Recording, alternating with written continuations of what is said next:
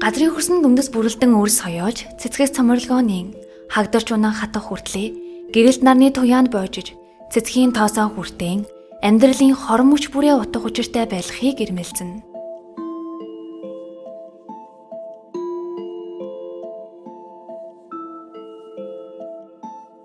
The Curious Case of Benjamin Button кинонд дэрэг шиг эхийн хөвлийгээс хөгшин төрж хүүхэд болж өгдөг хачиргалтай амьдрал нэгэн тохиох үгээс хойш хүмбэр хөгшөрнө гэдэг туйлын үнэнтэй эвлэж энэ сэдвтэ нүр тулцгаая.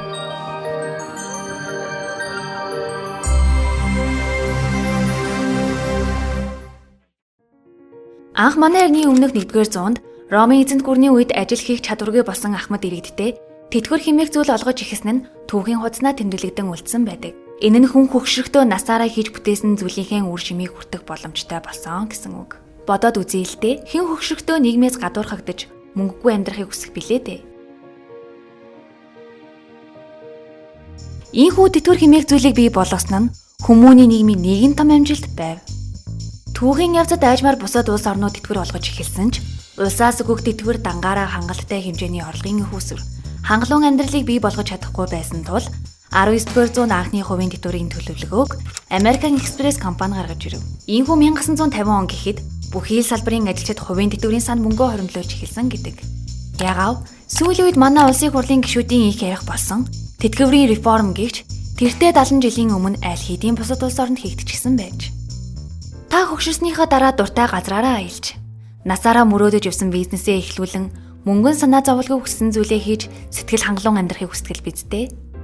Тэгвэл эдгээр зүйлсийг хийх боломжтой болгодог зүйл нь хувийн тэтгэврийн сан юм. Тэгэхээр хэдүүлээ хувийн тэтгэврийн сан бидний улсаас тогтоологддог тэтгэврээс юугаараа ялгаатай вэ гэдгийг мэдэж авъя.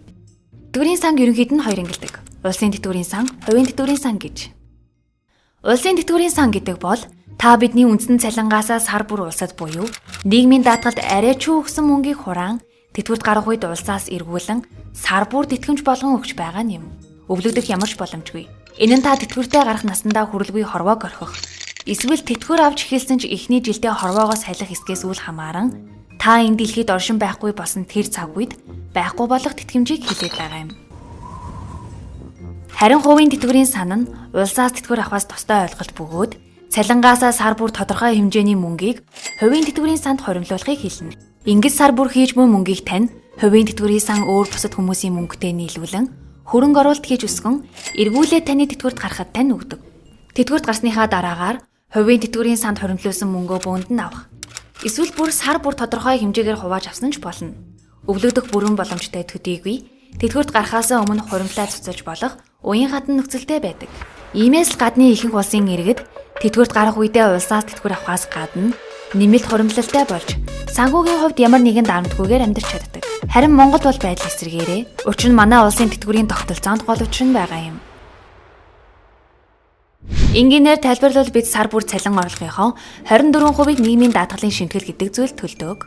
Тэгвэл энэ мөнгийг ямар зориулттай гэж бодож байна? 0.4% нь ажилгүйдлийн даатгалын сан руу, 0.8% нь үйлдвэрлэлийн осол, мэргэжлээ шалтгаалсан өвчний даатгал, 2% нь тэтгэмжийн даатгал, 4% нь эрүүл мэндийн даатгал, үлдсэн бүхэл бүтэн 17% нь тэтгэврийн даатгалын сан руу явдаг байх нь.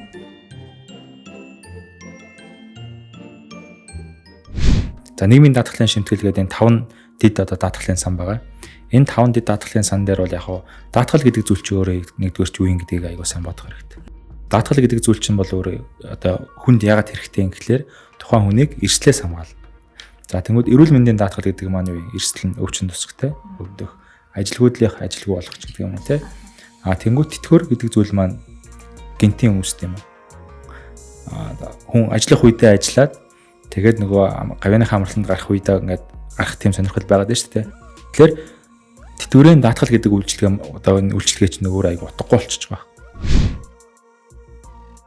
Тэгвэл тэтгэврийн тогтолцоо шинжлэгдэн бид хувийн тэтгэврийн хоримтлалтай болвол яг ямар ашигтай талаар бяцхан тооцоолол хийж үзье. Та 1.5 сая төгрөгийн цалинтай байлаа гэж бодъё. 22-тоогоос эхлээд жартай тэтгэврт гарах хүртлээр сар бүр тэтгэврийн даатгалын санд өгдөг 17%-ийнхаа 4% буюу 60 мянган төгрөгийг хувийн тэтгэврийн санд өгнө. Таны сар бүр өгсөн 60 мянган төгрөгүүд нийлээд 38 жилийн дараа гэхэд 27 сая гаруй төгрөг болно. Үүн дээр жил бүрийн 14.9% хөрөнгө оруулалтын өгөөж нэмэгдэнэ гэж тооцвол та тэтгэврт гарахдаа 670 сая орчим төгрөгийг гар дээрээ авах юм. Эсвэл өмнө нь дурдсанчлан сар бүр тогтмол 5 саяар нь хуваан авсан ч болно. Бүр өөрөө хүсэх юм бол тэтгэврт гарахаас өмнө хуримтлаараа байр авах, сургалтын төлбөрөө төлөх, эмчлүүлэх зэрэгт ашигласан ч болно. Мэдээж хэрэг тэтгэврийн тогтолцооны шинжилэл манай улсад хийгдэх нь тодорхойж цаг хугацааны хувь нэлээд удах магадлалтай. Тиймээс хүсвэл та заавал шинжилэл хүлээхгүйгээр сайн дураараа Монголд үйл ажиллагаа явуулж буй 20 гаруй хувийн тэтгэврийн сангаа сонгоод хуримтлаа үүсгээд явсан ч болно. Жишээ нь ардын тэтгэврийн данс санд та сар болгон тусдаа хуримтлал үүсгэж болох юм. Харин ардын тэтгэврийн данс таны мөнгийг хөрөнгө оруулалтын сан, засгийн газрын бонд зэрэг урт хугацаанд өгөөж өгөх зүйлүүдэд хөрөнгө оруулж өсгөх ажлыг хийх юм. Эцсийн эцэст энэ бүхний бид хэн нэгний гадаадад амьдрах байрны мөнгийг өмнөөс нь төлөх гэж биш. Харин өөрсдийн сайн сайхан амьдралын төлөө хийж байгаад л гол утга учраа уншиж байгаа юм. Иймд хизээш хөгшрөхгүй мэд энэ сэдвээс ухтаалгүйгээр оройтхоос өмнө яг одоо өөртөө хөрөнгө оруулалт хийж эхлэхийг зөвлөе. Lemon Press-ийн Stories цувралын ээлж дугаар танд хүрлээ. Хэрэгтэй мэдээлэл байсан бол цааш түгээж дэмжээрэй. Танин мэдхгүй гайхаас эхэлнэ.